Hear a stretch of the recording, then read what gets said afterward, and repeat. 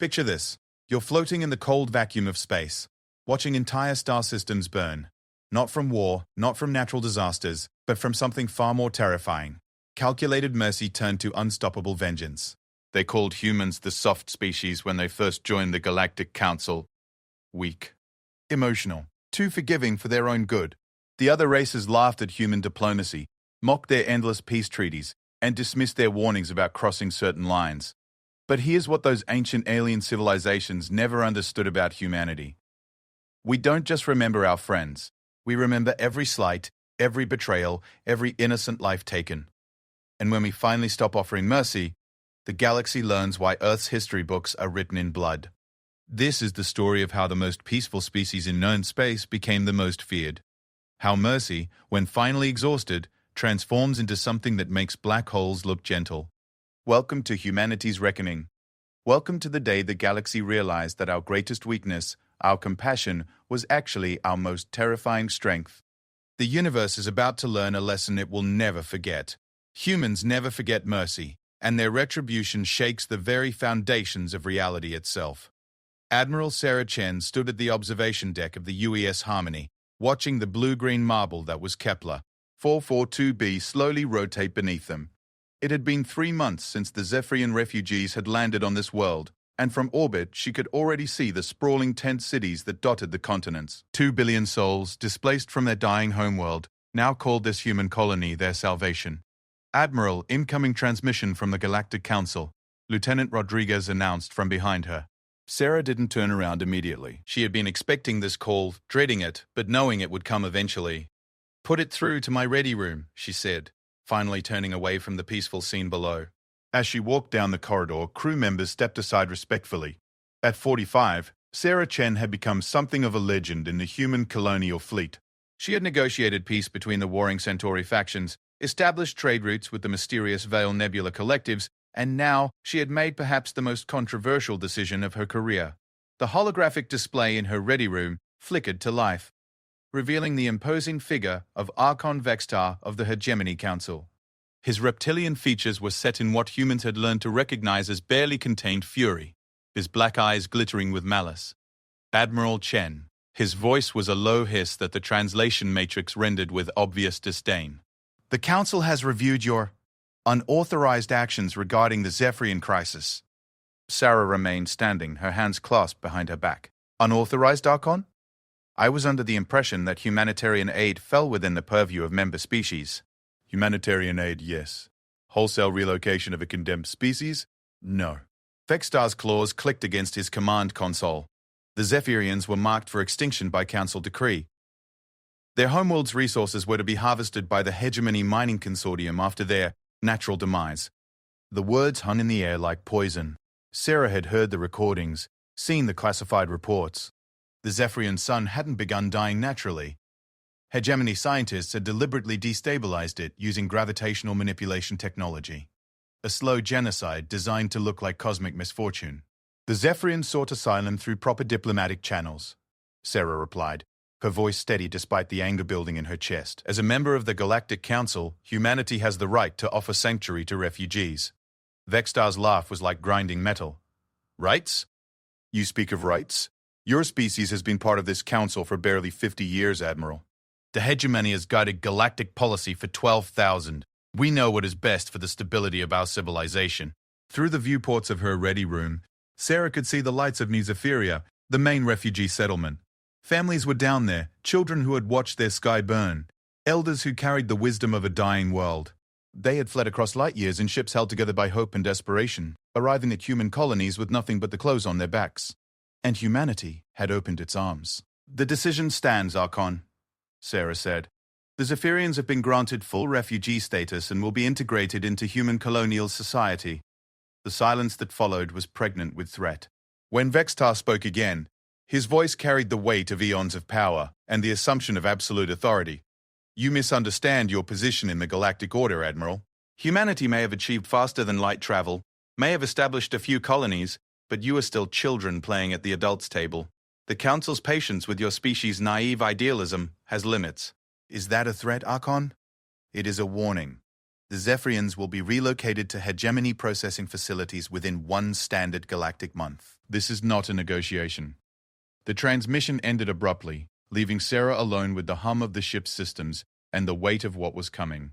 She activated her personal communicator and opened a channel to Earth, to the chambers of the Human Colonial Senate. This is Admiral Chen, requesting immediate priority conference with the Senate Defense Committee. 24 hours later, the response came through official channels. The Human Colonial Senate had voted unanimously. The Zephyrian refugees would not be surrendered. Humanity would stand by its principles, regardless of the consequences. But the consequences came swiftly. Within a week, human trade vessels began disappearing along the major space lanes.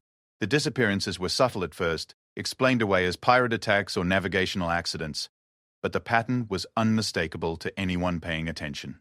Ships carrying critical medical supplies to human colonies, agricultural shipments to struggling outposts, even civilian passenger transports, all vanishing without a trace. Sarah stood in the command center of the UES Harmony, studying the holographic display that showed the locations of the missing vessels. Red dots marked their last known positions scattered across dozens of star systems like droplets of blood.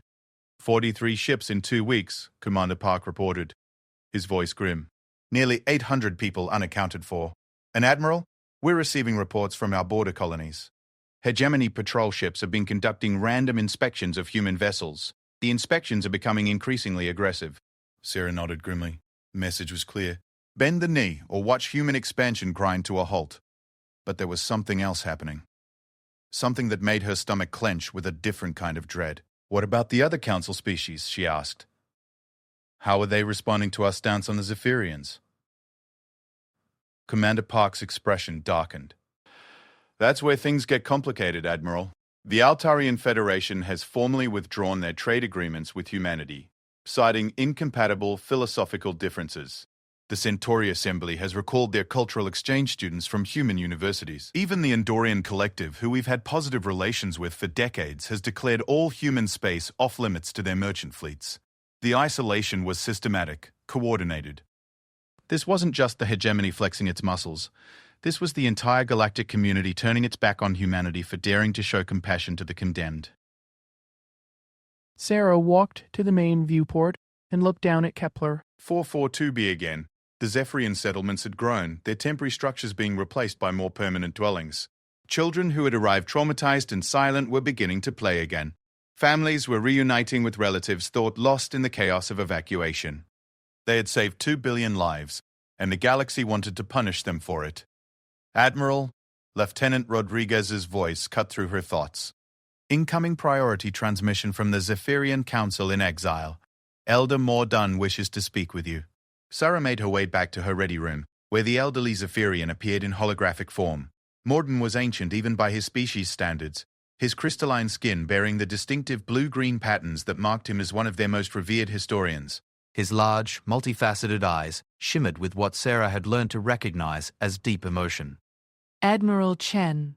Mordun's voice was melodic, translated through harmonic frequencies that the universal translator rendered as barely contained gratitude and sorrow. We have received word of the consequences your people face for sheltering us.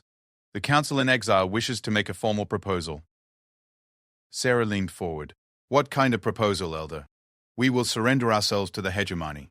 We will not allow humanity to suffer for our sake. You have shown us a kindness unprecedented in our dealings with other species, but we cannot be the cause of your destruction. The words hit Sarah like a physical blow. Here was a species that had lost everything, their world, their future, their hope, and they were willing to sacrifice themselves to protect the people who had shown them mercy. Elder Morden, that is not an option. The human government was clear. Your government was clear, yes. But governments can change their minds when faced with sufficient pressure. Admiral, we know what awaits us in hegemony processing facilities. We have experience with their methods from the time before our exodus, but we also know that they will not stop with economic sanctions. The pattern is always the same. First isolation, then escalation, then... He paused, his crystalline features shifting to display profound sadness. We have seen it before, on worlds that defied the hegemony. Total destruction, followed by the careful rewriting of history to make it seem like natural disaster or internal conflict. Sarah felt something cold settle in her stomach. Elder, Are you saying...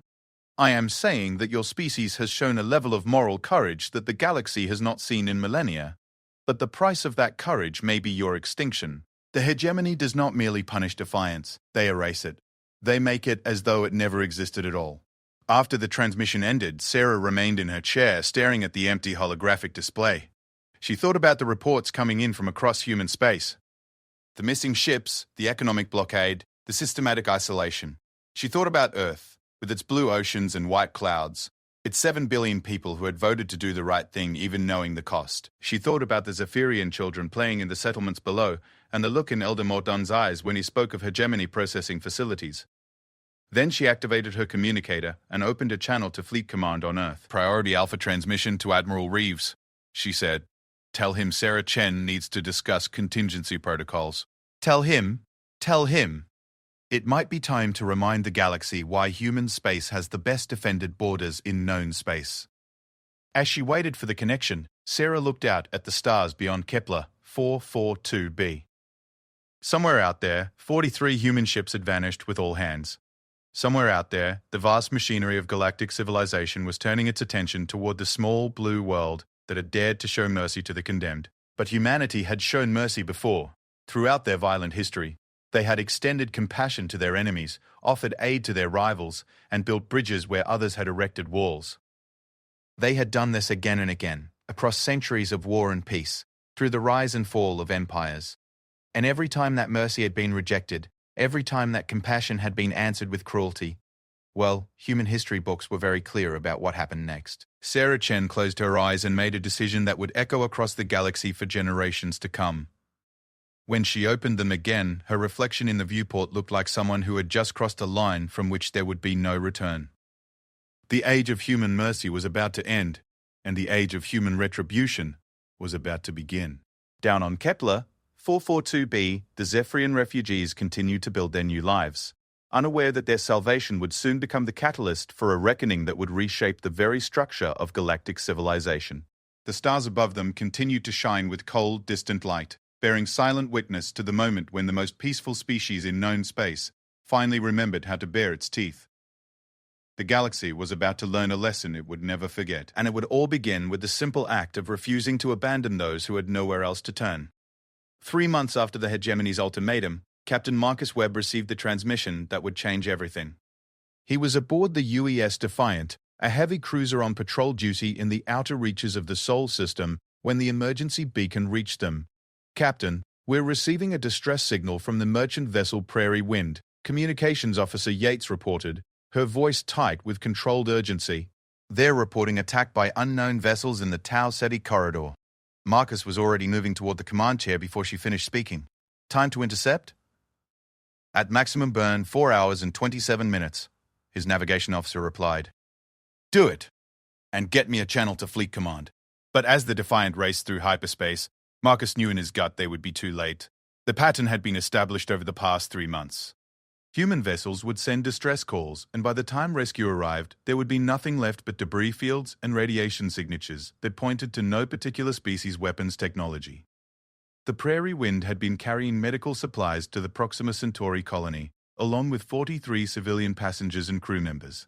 When the Defiant dropped out of hyperspace at the last known coordinates, they found exactly what Marcus had expected: twisted metal, flash-frozen atmosphere, and the telltale scatter pattern of a ship, destroyed from within by catastrophic decompression. Life signs? Marcus asked, though he already knew the answer. Negative, sir, but Captain. Chief Science Officer Liu's voice carried a strange note. I'm detecting something unusual in the debris field. Elaborate. There are biological remains, but they're arranged, sir. The pattern isn't consistent with explosive decompression or weapons fire. It's almost like... Leah paused, and Marcus could see her running the sensor data again, as if she couldn't believe what she was seeing. Like what, Chief? Like they were being displayed, sir. As a message. The silence on the bridge was absolute. Marcus felt something cold and terrible settling in his chest as he processed the implications. Display the pattern on the main screen. What appeared before them defied military protocol and human decency in equal measure. The remains of the Prairie Wind's crew and passengers had been arranged in space to spell out words in standard galactic script. Words that chilled Marcus to his very core. Surrender, the condemned. Marcus closed his eyes for a long moment, thinking of his own daughter back on Earth, thinking of every human child who would grow up in a galaxy where this was considered acceptable diplomacy. When he opened them again, his voice was steady as granite. Document everything. Full forensic scan. And get me Admiral Chen on secure channel immediately. The transmission to Admiral Chen took 6 hours to reach her position near Kepler, 442b. When her image appeared on his ready room screen, Marcus could see that she had received similar reports. Her face bore the weight of someone who had been watching civilization unravel one atrocity at a time. "Captain Webb," she said without preamble. "How many does that make this week?" 18 vessels, Admiral. 217 people. Marcus paused, then forced himself to continue. "But Admiral, this one was different." They left a message. He transmitted the sensor data, watching Sarah's face as she processed what she was seeing. The silence stretched between them across light years, filled with the weight of choices that neither of them wanted to make but knew they couldn't avoid. "Captain!" Sarah's voice was carefully controlled. "Patch me through to the Colonial Emergency Council. All senior officers, all civilian leadership. Priority Alpha Black, Alpha Black." Marcus had hoped never to hear those codes used outside of simulation exercises. They meant the complete breakdown of diplomatic relations and the activation of humanity's most carefully guarded contingency plans. "Admiral, are we really—" "Captain, they're displaying the corpses of our civilians as propaganda messages. They're systematically murdering our people to force us to abandon refugees who committed no crime except being inconvenient to a mining consortium." Sarah's voice hardened. "Yes, Captain, we're really there." The Emergency Council convened in a secure quantum-encrypted conference that spanned dozens of star systems. Admirals, governors, senators, and colony leaders appeared in holographic array around a virtual conference table that existed only in heavily shielded computer systems. Admiral James Reeves, commanding officer of the Sol Defense Fleet, spoke first. "Ladies and gentlemen, we're facing a systematic campaign of terror designed to force us to violate our most fundamental principles. In the past 96 hours alone, we've documented the murder of over 200 civilians in what can only be described as ritualistic displays of violence." Governor Martinez of the Alpha Centauri colonies leaned forward. "Admiral, with respect, we're talking about going to war with the hegemony. They have ships we've never seen, weapons we can barely understand, and the backing of civilizations that were conquering star systems when Earth was still cooling from its formation." "Governor, we're already at war," Admiral Chen interjected from her position near the Zephyrian refugee world. "The hegemony has declared it, and we've been losing it for 3 months. The only question now is whether we fight back or wait for them to finish systematically murdering every human in space." Senator Williams from Earth spoke up, her voice carrying the authority of someone who had helped draft humanity's original constitution. "What are our legal options? Can we appeal to the broader Galactic Council?" The bitter laugh that answered her came from Ambassador Torres, humanity's representative to the Galactic Council. "Senator, there are no legal options. The Council has made their position clear. We are to surrender the Zephyrians for processing, accept responsibility for disrupting galactic stability, and pay reparations to the hegemony for their economic losses. In return, they will consider allowing humanity to maintain limited colonial rights under hegemony oversight." "Economic losses," Admiral Reeves repeated flatly. "They want us to pay them for the profits they would have made from strip mining a world after committing genocide." "That's correct, Admiral. And if we refuse..." Ambassador Torres pulled up a classified document that made several council members lean back in shock. "I received this through back channels from a contact in the Altarian Federation." It's a hegemony strategic planning document that somehow made its way into diplomatic circles. The document was titled Operation Cleansing Light, a comprehensive solution to the human problem. Marcus read the summary with growing horror. Phase 1. Economic isolation and targeted elimination of human assets. Phase 2. Systematic destruction of human colonies, beginning with the most defensible positions. Phase 3. Invasion of the Sol system and reconditioning of Earth's population for integration into the hegemony labor system. The final line of the document was the most chilling. Historical records will show that humanity succumbed to internal conflicts arising from their inability to adapt to galactic civilization. Governor Chen of the Kepler colonies broke the stunned silence. "They're planning to erase us from history. Make it look like we destroyed ourselves." Admiral Chen nodded grimly, just like Elder Morden warned us they would. "The Zephyrians have seen this pattern before." "So what do we do?" Governor Martinez asked. "We can't win a conventional war against the hegemony. Their technology is centuries ahead of ours. Admiral Reeves stood up in his holographic projection, and Marcus could see something in the old man's eyes that reminded him why humanity had survived every previous existential threat they had faced. Governor, you're thinking like someone who plans to fight fair. The hegemony has made a critical miscalculation. They assume that because we've been peaceful, because we've extended mercy and sought diplomatic solutions, we've forgotten how to be anything else. The Admiral activated a classified display that showed the true scope of human military preparation. Hidden shipyards in asteroid fields, weapons research facilities disguised as mining operations, defensive installations that appeared to be commercial shipping hubs. For 50 years, we've been preparing for the possibility that our peaceful expansion into space might not be enough. Every colony ship carried the components for manufacturing infrastructure. Every trade vessel was designed with military conversion capabilities. Every human settlement was built with defense in mind.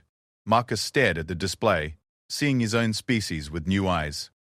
While they had been offering aid to refugees and negotiating trade agreements, they had also been quietly, methodically preparing for the day when mercy might not be enough. The hegemony sees us as naive children, Admiral Reeves continued. They think our compassion makes us weak. They're about to discover that our compassion is exactly what makes us dangerous, because when you threaten children, you don't get to negotiate with the parents anymore.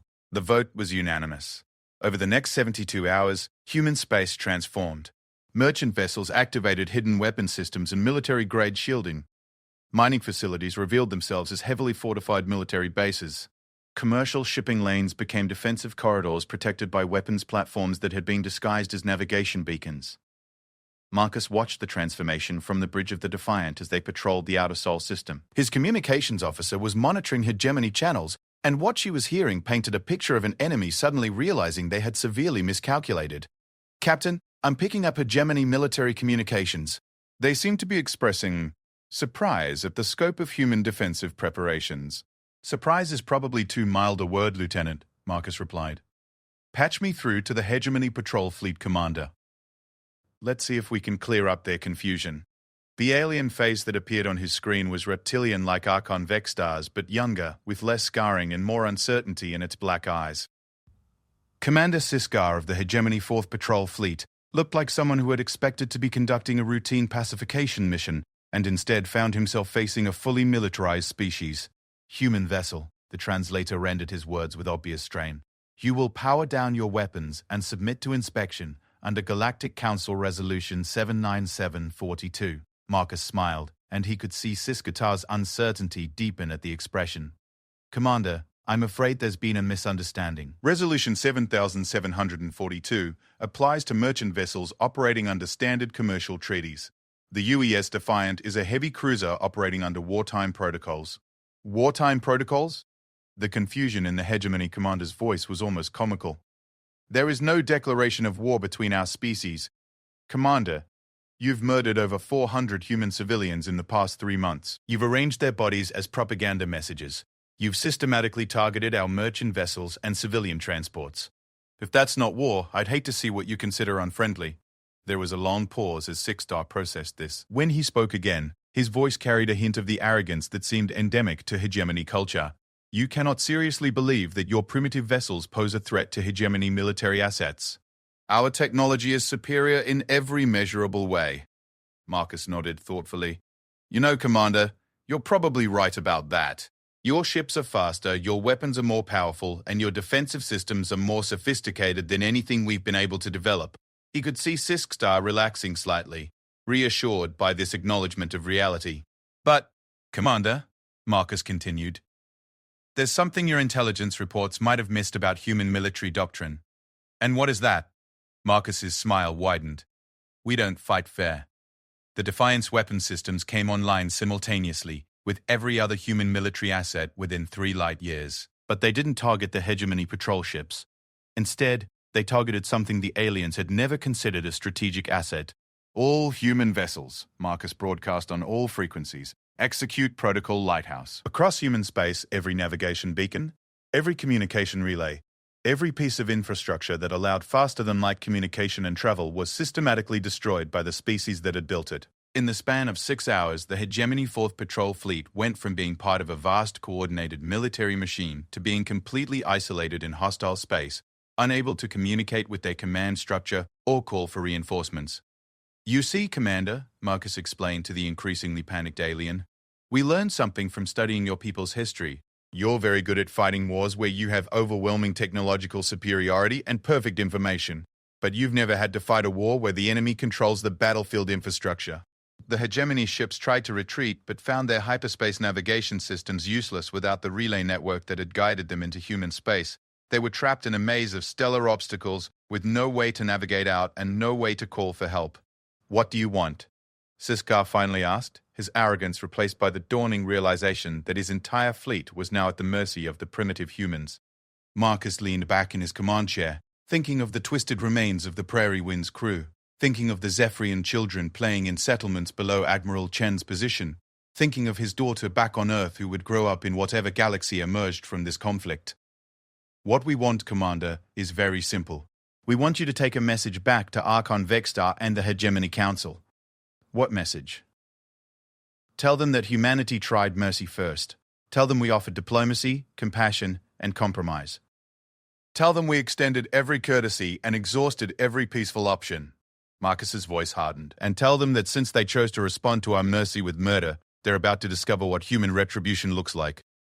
He gestured, and the Defiance tactical officer highlighted the Hegemony fleet's position relative to human defensive installations. Your ships will be escorted to the edge of human space and released. You will deliver our message. And then, Commander, you will learn what it's like to be on the wrong side of a species that has decided it's done being reasonable. As the Hegemony vessels limped away under heavy escort, Marcus opened a channel to Admiral Chen.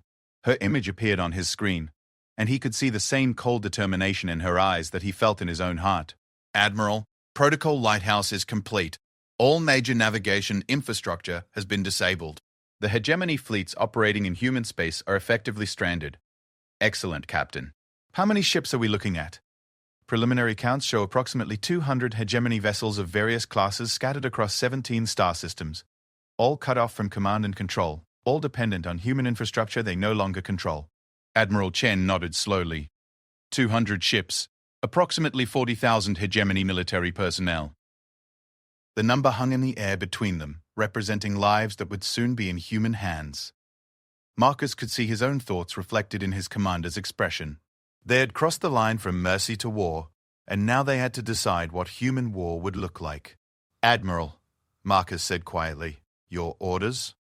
Sarah Chen looked past him for a moment, as if seeing something in the distance that he couldn't perceive. When she spoke again, her voice carried the weight of a species that had finally decided to stop pulling its punches. Captain Webb, you and I were both taught that the greatest victory is achieving your objective without fighting, that they've made fighting inevitable.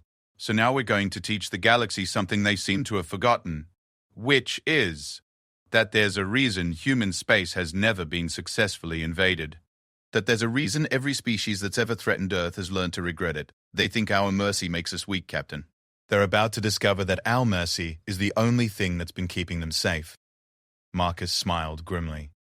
Orders, Admiral? Begin Phase 2 of Operation Reckoning. It's time to show the Hegemony what human war looks like when we stop holding back. As the transmission ended, Marcus looked out at the stars that surrounded them. Somewhere out there, 40,000 Hegemony soldiers were beginning to understand that they had made a terrible miscalculation. They had mistaken human compassion for human weakness, and now they were about to learn the difference. The age of human mercy was ending. The age of human retribution had begun, and the galaxy would never be the same. Admiral Sarah Chen stood in the war room aboard the UES Harmony, surrounded by holographic displays showing the current positions of every military asset in human space. 6 weeks had passed since Protocol Lighthouse, and the galaxy was beginning to understand that something fundamental had shifted in the balance of power. Status report, she commanded, her voice cutting through the controlled chaos of a military command center operating at full capacity. Commander Park stepped forward, his expression grim but professional. Admiral, we've successfully isolated and contained all Hegemony assets in human space. 217 vessels, ranging from patrol frigates to heavy battle cruisers. Total personnel count is approximately 42,000, Sarah nodded, studying the tactical display. Red dots marked the positions of stranded Hegemony ships, each one now completely dependent on human mercy for survival. The irony wasn't lost on her. Casualties, minimal on both sides. The Hegemony commanders have been surprisingly cooperative once they realized their situation. However, Park paused, his expression darkening. We've received new intelligence from our deep space monitoring stations. A new section of the holographic display activated, showing the space beyond human borders. Sarah's stomach clenched as she saw what was coming. The hegemony has assembled the largest military fleet in recorded galactic history, Park continued. 12,000 ships, drawn from across their territory. They're calling it the Purification Fleet, and it's currently positioned just outside the Orion Nebula, approximately 6 months' travel time from Earth. The silence in the command center was deafening. 12,000 ships. Even with all their preparations, all their hidden military assets, humanity could field perhaps 800 vessels if they stripped every defensive installation and recalled every patrol ship. Admiral, another voice spoke up. It was Lieutenant Commander Torres from Intelligence. There's more. We've intercepted hegemony communications regarding the treatment of human prisoners. Sarah turned to face her, dreading what she was about to hear. They're not taking prisoners, Admiral. The intercepts indicate that any human captured alive is to be subjected to what they're calling neural restructuring. They plan to rewrite our brain patterns, turn us into compliant workers for their empire. The temperature in the room seemed to drop several degrees. Sarah looked around at the faces of her officers, seeing her own horror reflected in their expressions. Neural restructuring wasn't just death, it was the complete erasure of everything that made someone human. And the civilians? Sarah asked, though she wasn't sure she wanted to know the answer. The same fate, Admiral. Every human settlement, every colony, every person. They're planning to convert our entire species into a labor force. The technical documents refer to it as optimizing human neural architecture for improved productivity and compliance. Sarah closed her eyes, thinking of the Cephrean refugees sleeping peacefully in their settlements below, thinking of her own sister's children back on Earth, thinking of every human child who deserved to grow up with their minds intact and their spirits free. When she opened her eyes, every person in the command center could see that something had crystallized in her expression, some final barrier between civilization and war that had just been crossed. Commander Park, open a channel to all human military assets. Emergency override Alpha Black 7. Alpha Black 7. The codes that authorized actions previously considered unthinkable. All stations, this is Admiral Chen. As of this moment, we are implementing total war protocols. Every able-bodied human is now part of the war effort. Every resource, every facility, every piece of technology we possess is now dedicated to one objective, the complete and absolute defeat of the hegemony threat. She paused, looking out at the stars beyond the viewports. They want to erase our minds, to turn us into slaves in our own bodies. They have mistaken our restraint for weakness, our mercy for cowardice. They are about to discover why every species in the galaxy has learned to fear human determination when we have nothing left to lose. The transformation that followed was unlike anything the galaxy had ever witnessed. Human colonies that had appeared to be peaceful farming settlements revealed vast underground military production facilities. Commercial mining operations were converted overnight into weapons manufacturing centers. Even civilian passenger ships were retrofitted with military-grade systems that had been discreetly built into their original designs. But it was the psychological warfare that truly caught the hegemony off guard. Captain Marcus Webb stood on the bridge of the UES Defiant, now serving as the flagship for the newly formed Human Psychological Operations Fleet. In the weeks following Protocol Lighthouse, they had discovered something interesting about their hegemony prisoners. They were utterly unprepared for human creativity when it came to psychological manipulation. Status report on Operation Mind Games, Marcus requested. Lieutenant Chen, a young officer who had previously been a civilian xenopsychologist, stepped forward with barely contained excitement. Captain, the results exceed all projections. We've been broadcasting our cultural exchange programs to every hegemony vessel in human space for the past 3 weeks. Marcus smiled grimly. The cultural exchange programs were perhaps the most diabolical propaganda campaign ever devised. Instead of threatening their prisoners or attempting to break their morale through traditional means, humans had done something no hegemony commander could have anticipated. They had shown them human entertainment media, movies about underdogs defeating seemingly impossible odds, television shows about small groups of rebels overthrowing vast empires, historical documentaries about human military victories achieved through ingenuity rather than superior technology, music that spoke of freedom, rebellion, and the triumph of the human spirit. The psychological impact has been extraordinary. Lieutenant Chen continued. Hegemony military discipline is based on absolute certainty in their technological and numerical superiority, but our media demonstrates over and over again that humans specialize in winning impossible battles.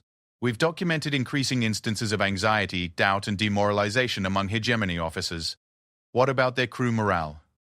Even more interesting, Captain. The lower-ranking hegemony soldiers are beginning to question their leadership.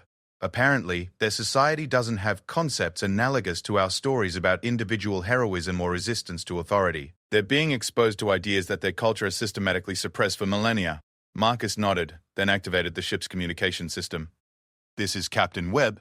To all vessels in the Psychological Operations Fleet, begin Phase 2 of Operation Mind Games. It's time to show them what human creativity looks like when we're really trying. Across human space, the strangest military campaign in galactic history intensified. Human ships began broadcasting not threats or demands, but stories.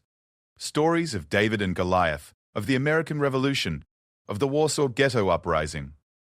They played songs about freedom and rebellion, showed movies about ordinary people achieving extraordinary things, and shared historical accounts of every time in human history that a smaller, weaker force had defeated a larger, stronger enemy through courage and ingenuity.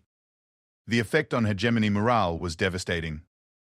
Back in the war room of the UES Harmony, Admiral Chen received regular reports on the psychological campaign's effectiveness. But she was focused on a different aspect of the war preparation: the technological race against time. Dr. Yamamoto, status report on the Phoenix Project. The elderly scientist who appeared on the holographic display looked exhausted but determined. Dr. Yamamoto had been working around the clock for 6 weeks, leading a team of humanity's best scientists in a crash program to develop new weapons technologies. Admiral, we've made significant breakthroughs. The quantum disruptor technology is showing promise, and our new shielding systems should provide some protection against hegemony energy weapons. However, he paused, looking uncomfortable. The projections still show that in a conventional battle, we would be overwhelmed by sheer numbers. Then we make sure it's not a conventional battle, Sarah replied. What about the other projects? Dr. Yamamoto's expression shifted, becoming something between excitement and horror. The neural interface weapons are ready for field testing. The applications are extensive. Sarah felt a chill run down her spine. The neural interface weapons were based on technology humanity had developed for medical applications, systems designed to help paralyzed patients control computers with their thoughts. But when weaponized, they could theoretically take control of enemy ship systems by interfacing directly with the pilot's neural patterns. Doctor, are we really prepared to use those weapons? Admiral, if the intelligence reports are accurate about their plans for neural restructuring of human prisoners, yes. I believe we are prepared to use whatever weapons are necessary to prevent that outcome. The communication ended, leaving Sarah alone with the weight of decisions that would define humanity's future. She walked to the observation lounge, where she often went to think when the burden of command became overwhelming. To her surprise, she found Elder Mordoon there, the ancient Zephyrian gazing out at the stars with his multifaceted eyes. He had requested permission to remain aboard the Harmony during the war preparations, claiming that his people owed humanity a debt that could never be repaid. Elder, Sarah said, settling into a chair beside him. What brings you here? The same thing that brings you, I suspect, Admiral. The need to contemplate the cost of survival. His melodic voice carried a weight of sadness that transcended species boundaries. I have been reviewing the intelligence reports about hegemony plans for your people, the neural restructuring protocols. He paused, his crystalline features shifting to display what Sarah had learned to recognize as profound sorrow. We face the same threat, Admiral. Before our exodus, when we first tried to resist hegemony expansion into our system, they captured some of our researchers, subjected them to their neural restructuring process. His voice became barely a whisper. What they returned to us were not our people anymore. They looked the same, spoke with familiar voices, but everything that made them Zephyrian was gone. They had become perfect hegemony citizens, grateful for their conversion, eager to help process the rest of our population. Sarah felt something cold settle in her stomach. How many of your people did they convert? Tens of thousands, before we realized what was happening. And Admiral, they were happy. Genuinely. Perfectly happy to serve the hegemony. All their doubts, their fears, their individual desires, all of it carefully edited out of their minds, replaced with contentment and obedience. The implications hit Sarah like a physical blow. The hegemony wasn't just planning genocide. They were planning to turn humanity into willing participants in their own destruction. Elder, what happened to those who were converted? Morden's crystalline features shifted to display a pattern Sarah had never seen before. Something that seemed to convey a depth of pain beyond normal expression. We killed them, Admiral. Every single one. It was the most merciful thing we could do, because what the hegemony had turned them into was not life. It was a mockery of everything they had been. And they died happy, grateful to the hegemony, even as we ended their suffering. The silence stretched between them, filled with the weight of choices no species should have to make. Admiral Chen, Mordun continued, when we first arrived at your colonies, we expected the same treatment we had received from every other species in the galaxy. Exploitation, manipulation, eventual abandonment when helping us became inconvenient. Instead, you showed us mercy beyond our understanding. He turned to face her directly, his multifaceted eyes reflecting the light of distant stars.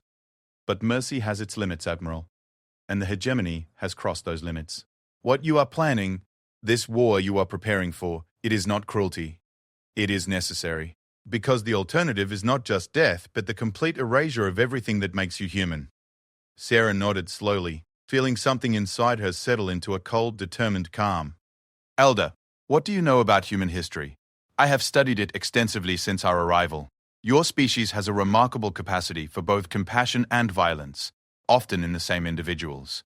Then you know that we've faced extinction before, multiple times, and each time we've survived. Because when pushed to the absolute limit, humans become capable of things that surprise even ourselves. Sarah stood up, looking out at the stars where, somewhere beyond the visible horizon, 12,000 hegemony ships were preparing to invade human space. The hegemony thinks they understand us. They think our mercy is weakness, our compassion is naivety. They're about to discover that human mercy is actually the most dangerous force in the galaxy. How so, Admiral? Sarah smiled, and for the first time in weeks it was a genuine expression of satisfaction. Because, Elder, when someone threatens to take away everything that makes life worth living, mercy transforms into something else entirely. It becomes the absolute determination to ensure that the threat never succeeds, no matter the cost. She activated her communicator, opening a channel to every human military asset in the system. This is Admiral Chen to all commands. Begin Operation Lazarus. It's time to show the galaxy what happens when you threaten humanity's children. Across human space, the final preparations began. Ships that had been hidden for decades emerged from asteroid fields and nebula clouds. Weapons that had been theoretical became operational reality, and in the hearts and minds of 7 billion humans, something ancient and implacable awakened, the same force that had driven their ancestors to survive ice ages, plagues, wars, and every other existential threat their species had ever faced. The hegemony was about to discover that threatening humanity's future was the one thing guaranteed to unite them in ways that made their previous wars look like gentle disagreements. They wanted to erase human minds and enslave human bodies. They were about to learn why that was the worst mistake they could possibly have made. The war humanity didn't want was about to become the war the galaxy would never forget. And when it was over, everyone would understand why mercy was humanity's greatest strength, and why exhausting that mercy was the most dangerous thing any species could do. The countdown to Operation Lazarus began, and with it, the transformation of the most peaceful species in known space into something that would reshape the very foundations of galactic civilization. The message reached Archon Vextar of the Hegemony Council exactly 4 months after Protocol Lighthouse had stranded his fleets in human space. He was in his private chambers aboard the flagship Inevitable Conquest when the communication array finally managed to establish contact with the scattered patrol fleets. Commander Sisktar's image appeared in holographic form, but the confident reptilian warrior who had entered human space was gone. In his place stood something that Vextar had never seen before in 12,000 years of hegemony dominance. A defeated hegemony officer. Archon! Siskar's voice carried a tremor that made Vextar's scales bristle with disgust. The 4th Patrol Fleet. We are no longer combat effective. Explain. The word came out as a hiss that would have sent most subordinates scrambling for cover. The humans, Archon. They have done something to us. To all of us. Siskar's eyes darted around as if he expected hidden enemies to emerge from the shadows. They have been broadcasting their cultural materials to our ships for months. Their entertainment, their histories, their music. Vextar's confusion was absolute. Entertainment? Commander, you are reporting defeat because of enemy entertainment? Archon, you do not understand. Their entertainment is not like ours. It is. Infectious. It spreads ideas that our society has never encountered. Stories about individuals defeating overwhelming odds. Concepts of rebellion, of resistance to authority. Sisktar paused, and when he continued, his voice was barely above a whisper. Some of my junior officers have begun to question orders. The silence that followed was pregnant with implications that shook Vextar to his core. In 12 millennia, no hegemony soldier had ever questioned orders. The concept was literally impossible within their psychological conditioning. How many fleets are affected? All of them, Archon. Every hegemony vessel in human space is reporting similar psychological disruption. And the humans, they have 42,000 of our personnel in isolation camps. Prisoner camps? Siskatar shook his head, and Vextar could see something in his eyes that looked almost like guilt. Not prisoner camps, Archon. Refugee camps. They are treating our captured personnel like the Zephyrians, providing food, medical care, entertainment, education programs. They have even established family communication networks so our people can speak with their relatives in hegemony space. Vextar felt something cold and alien twist in his stomach. The humans were treating captured hegemony soldiers with the same compassion they had shown to the condemned refugees. It was impossible to understand, completely contrary to every principle of warfare that had governed galactic conflict for millennia. And our people are accepting this treatment? More than accepting, Archon. Many are beginning to prefer it. The humans have shown them concepts our society has never allowed: individual choice, creative expression, emotional freedom. Some of our soldiers have requested to remain in human custody rather than return to hegemony space. The communication ended abruptly, leaving Vextar alone, with implications that threatened everything he understood about power, control, and the natural order of galactic civilization. He immediately convened an emergency session of the Hegemony War Council. The greatest military minds of his species gathered in holographic array around the strategic planning chamber aboard the inevitable conquest. The situation has become complicated, Vextar announced, transmitting Sisktar's report to the assembled commanders.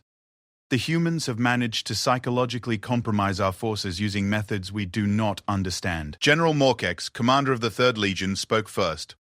Archon, this is clearly some form of advanced neural weapon. We must assume the humans possess technology capable of altering hegemony brain chemistry. No, interrupted Dr. Velthar, the hegemony's chief xenopsychologist. I have reviewed the intercepted broadcasts. This is not technological manipulation. This is ideological contamination. The humans are exposing our people to concepts that destabilize the psychological foundations of hegemony society. Fleet Admiral Kickstar leaned forward, his ancient features scarred by centuries of warfare. Explain these concepts. Dr. Velthar activated a holographic display showing fragments of human entertainment media. They call them stories, but they are more than mere entertainment. Each one contains embedded messages about individual worth, personal freedom, and resistance to authority. They present scenarios where small groups defeat larger forces through courage and ingenuity rather than superior firepower. The War Council watched in growing confusion as human movies played before them. Stories of farmers defeating professional armies, of slaves overthrowing their masters, of individuals standing up to vast empires and winning through determination and creativity. These narratives are antithetical to everything our civilization represents. Dr. Bear. Velthar continued. Our society is based on the absolute authority of the strong over the weak, the technologically advanced over the primitive. But human culture celebrates the exact opposite, the triumph of the weak over the strong through moral courage and innovative thinking. General Morkex hissed in disgust. This is weakness. Our soldiers should be immune to such pathetic propaganda. But they are not, Doctor, Velthar replied. Because we have never exposed them to these ideas before, our psychological conditioning assumes that all species share our basic values about hierarchy and submission to superior force. The humans operate from completely different assumptions. Vextar studied the data, feeling something unprecedented in his long life: uncertainty. What are the long-term implications? If this ideological contamination spreads to our general population, it could destabilize our entire civilization. The concepts these humans promote, individual rights, personal freedom, resistance to authority, are fundamentally incompatible with hegemony society. Fleet Admiral Kickstar slammed his fist on the tactical display. Then we destroy them completely. No prisoners, no mercy, no exposure to their toxic ideas. We sterilize every human world and erase all traces of their culture from the galaxy. Agreed, Vextar declared. Initiate final cleansing protocol. All hegemony forces will advance on human space simultaneously. We will not stop until every human is dead and every trace of their civilization has been erased. But even as the hegemony prepared for total war, the seeds of doubt that human stories had planted in captured soldiers were beginning to spread through unofficial communication channels. Hegemony families who had spoken with their captured relatives in human refugee camps were hearing descriptions of a completely different way of life. One where individual choice mattered, where creativity was encouraged, where authority could be questioned without punishment. Meanwhile, in human space, the final preparations for Operation Lazarus were nearing completion. Admiral Sarah Chen stood in the Strategic Command Center of the newly constructed fortress station Thermopylae, positioned at the edge of human space where the hegemony fleet would first arrive. Around her, holographic displays showed the positions of every human military asset in the galaxy. Final count, she asked Commander Park. 843 combat vessels, ranging from heavy dreadnoughts to fast attack corvettes. Approximately 2 million human military personnel across all branches. Additionally, we have 527 converted civilian vessels, providing support capabilities. Sarah nodded, studying the tactical display. Even with all their preparations, they were outnumbered more than 14 to 1. In any conventional battle, humanity would be annihilated within hours. What about the Lazarus fleet? Commander Park's expression shifted to something between awe and terror. Ready for deployment, Admiral. All volunteer crews, all fully briefed on the mission parameters. They understand that Lazarus is a one-way trip. The Lazarus fleet consisted of 50 specially modified ships, crewed by volunteers who had accepted suicide missions to give humanity a fighting chance. Each vessel was equipped with experimental weapons that had never been tested in combat, technologies that could theoretically turn the tide of battle but might just as easily destroy everything within a light-year radius. Admiral! Another voice interrupted. It was Captain Webb, appearing via holographic communication from the UES Defiant. The psychological operations campaign has exceeded all projections. We're receiving intelligence that suggests ideological contamination has spread beyond our prisoner population into general hegemony society. Explain. Our captured hegemony personnel have been communicating with their families back home, sharing descriptions of human society and culture. The concepts are spreading, Admiral. We're seeing the first documented cases of hegemony citizens questioning their government's authority. Sarah felt a grim satisfaction at the news. If they couldn't win through superior firepower, they would win by doing what humans did best, spreading ideas that changed how people thought about the world. What's the status of our special operations teams? Captain Webb smiled, and Sarah could see the anticipation in his expression. Teams Alpha through Gamma have successfully infiltrated hegemony space using captured vessels. They're in position to begin Operation Prometheus. Operation Prometheus was perhaps the most audacious military action in human history. Small teams of specially trained operatives had spent months infiltrating hegemony territory, carrying with them the most dangerous weapon humanity had ever deployed: their culture. Hidden throughout hegemony space, human operatives were preparing to simultaneously broadcast human entertainment, history, and philosophy to every communication network in the enemy empire. If psychological warfare could destabilize their military forces, perhaps it could destabilize their entire civilization. Admiral! Dr. Yamamoto's voice cut through the strategic briefing. We've detected the leading edge of the hegemony invasion fleet, 12,047 vessels, approaching from the Orion Nebula. Estimated time to engagement, 6 hours. Sarah looked around the command center at the faces of her officers, seeing her own determination reflected in their expressions. They all knew the odds. They all understood that humanity's survival depended on the next few hours. All stations, this is Admiral Chen. The hegemony invasion fleet has been detected. All units assume battle positions. Remember, we are not just fighting for human space. We are fighting for the right to exist as free-thinking beings in a galaxy that wants to enslave our minds. She paused, looking out at the stars, where, in just a few hours, the largest space battle in galactic history would begin. To all human forces, you know what they plan to do to us, to our families, to our children. They want to erase our minds and turn us into happy slaves. That ends today. Today, we show them what human war looks like when we stop holding back. Across human space, the response was immediate and unanimous. From the Sol system to the furthest colonial outposts, every human military asset acknowledged the order with the same 4 words that had become humanity's battle cry: for our minds. The hegemony had made the fatal mistake of threatening not just human lives, but human consciousness itself. They wanted to turn humanity into a species of willing slaves, grateful for their own subjugation. They were about to discover why threatening the human mind was the one thing guaranteed to unite every human in ways that transcended politics, nationality, or individual differences. When faced with mental slavery, every human became a warrior for the freedom to think, to choose, to remain themselves. The countdown to Operation Lazarus reached zero, and with it began the transformation of human space into a battlefield unlike anything the galaxy had ever witnessed. Ships that had been built for peace prepared for war. Civilians who had never held weapons took up arms to defend their right to remain human.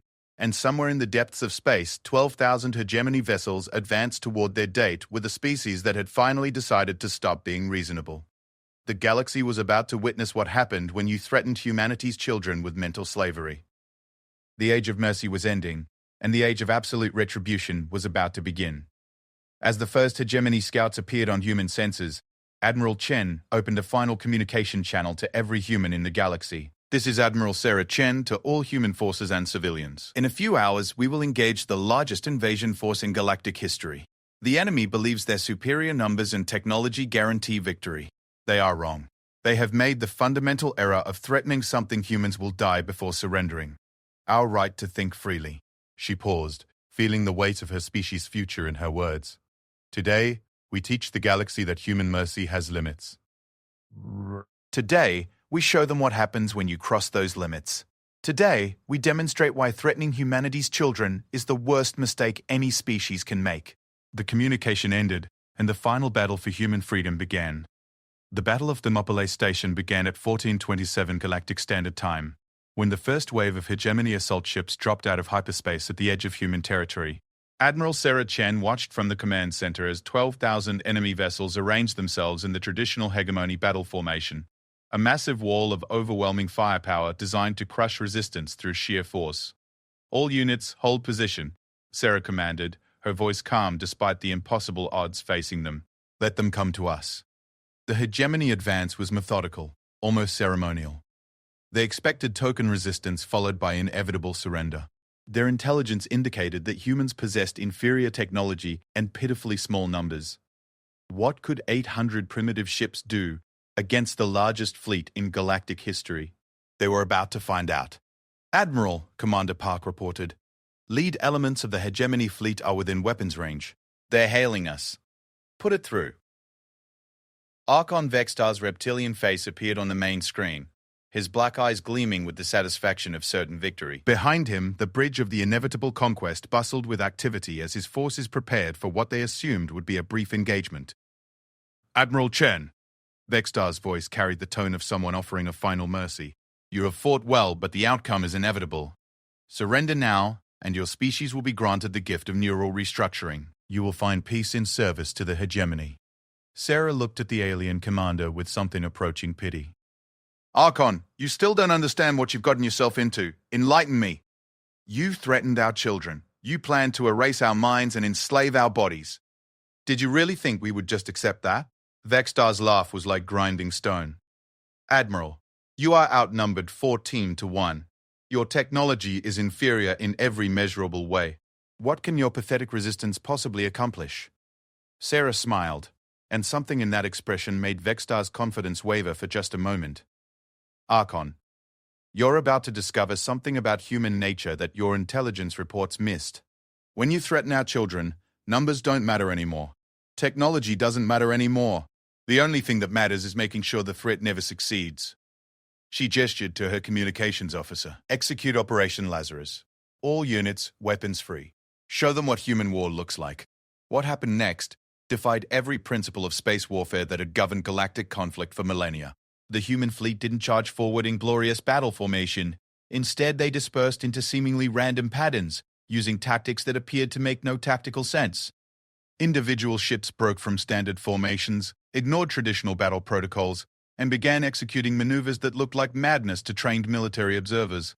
But the madness had method. Each human ship was operating according to a battle plan that had been crafted not by military strategists, but by game designers, science fiction writers, and amateur military historians.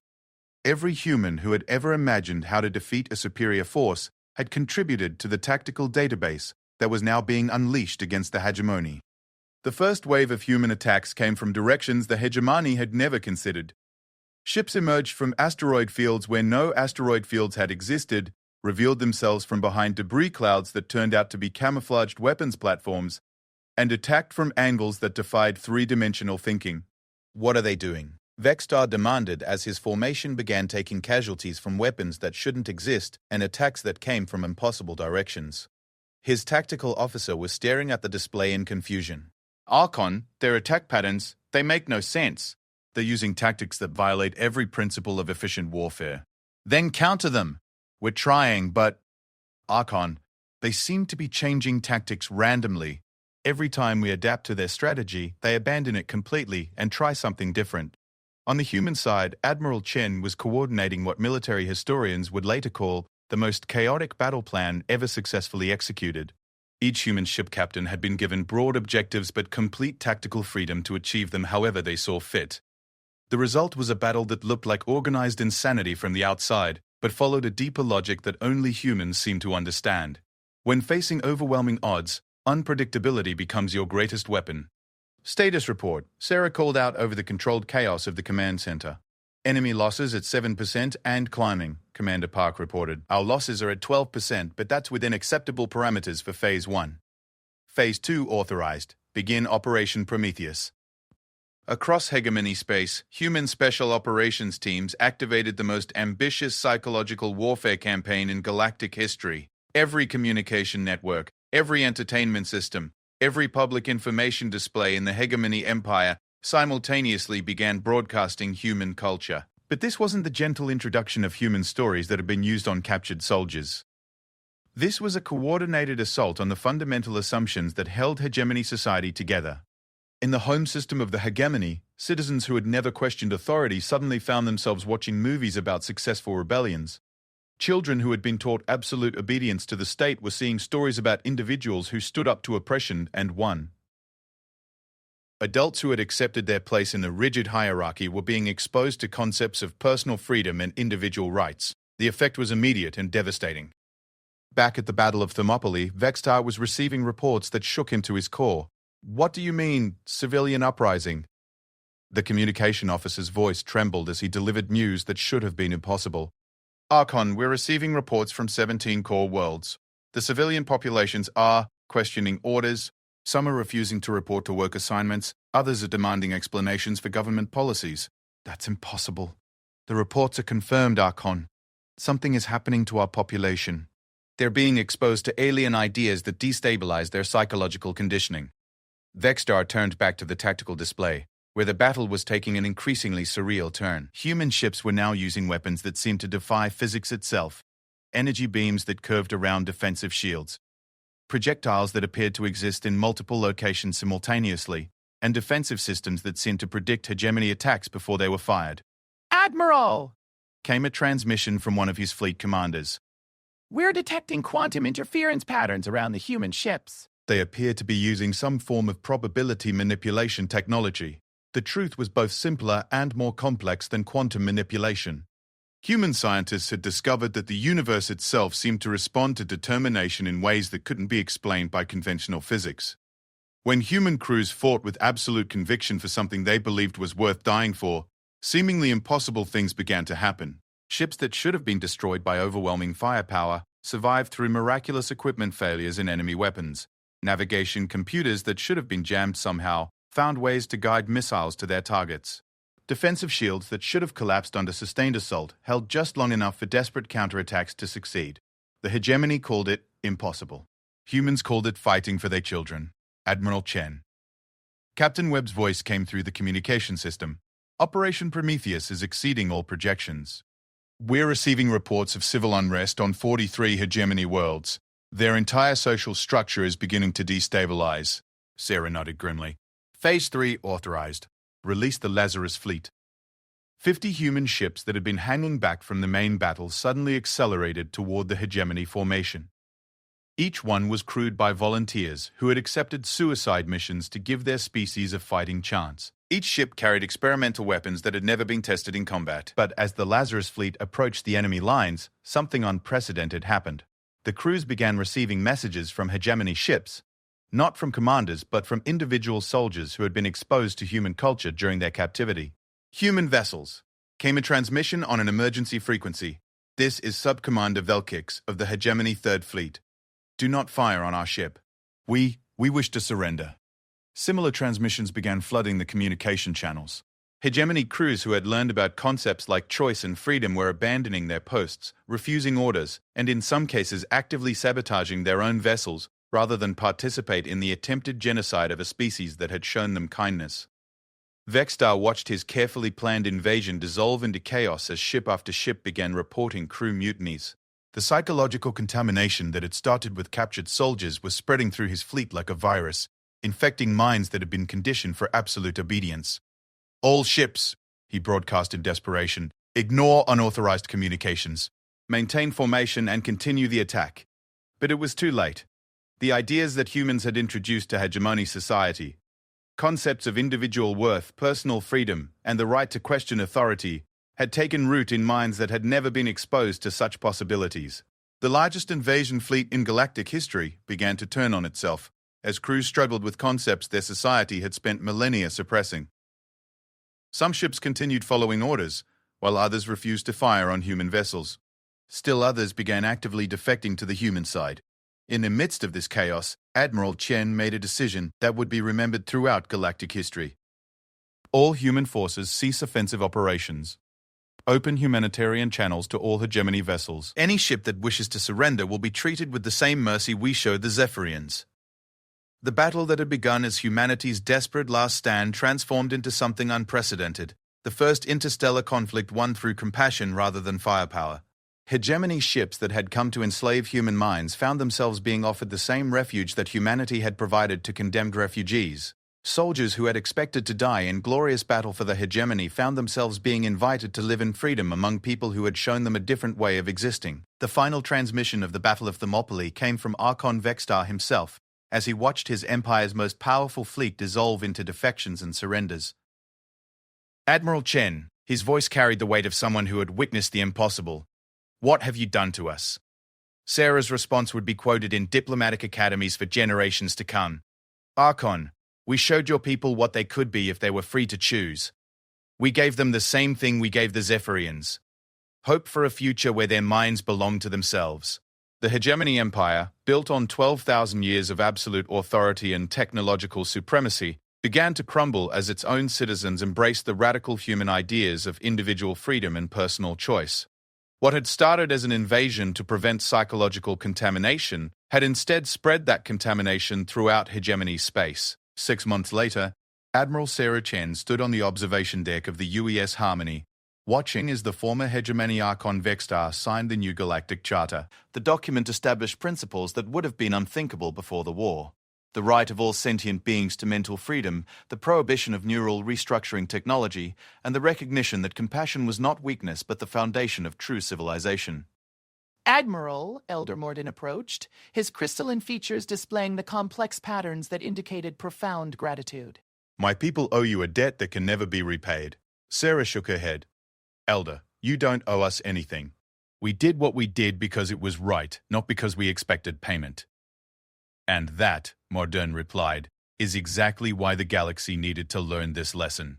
Your species showed us all that true strength comes not from the ability to destroy, but from the willingness to protect those who cannot protect themselves. Behind them, the Great Viewing Wall showed a sight that would have been impossible just a year earlier. Ships from dozens of different species working together to establish refugee settlements for the millions of beings who had been liberated from various forms of oppression throughout the galaxy. The human example had become a catalyst for change that reached far beyond the Hegemony Empire. Species that had lived under authoritarian rule for millennia were experiencing their first taste of freedom. Civilizations built on conquest and domination were learning about cooperation and mutual aid. Admiral Chen, Captain Webb joined them at the viewing wall. We're receiving the final casualty reports from the war. Sarah tensed, still not entirely believing that they had won with so few losses. Human casualties, 4,012 across all engagements. Hegemony casualties. Webb paused, consulting his datapad. Approximately 800,000, but most of those occurred during civil uprisings on their homeworlds. Combat casualties were actually minimal once the defections began. Sarah nodded, thinking about the price that could have been paid. Billions of lives on both sides, entire worlds reduced to ash and radiation. Civilizations wiped from existence, all avoided because humanity had chosen to fight with ideas rather than just weapons. What about the reconstruction efforts, proceeding ahead of schedule? The former,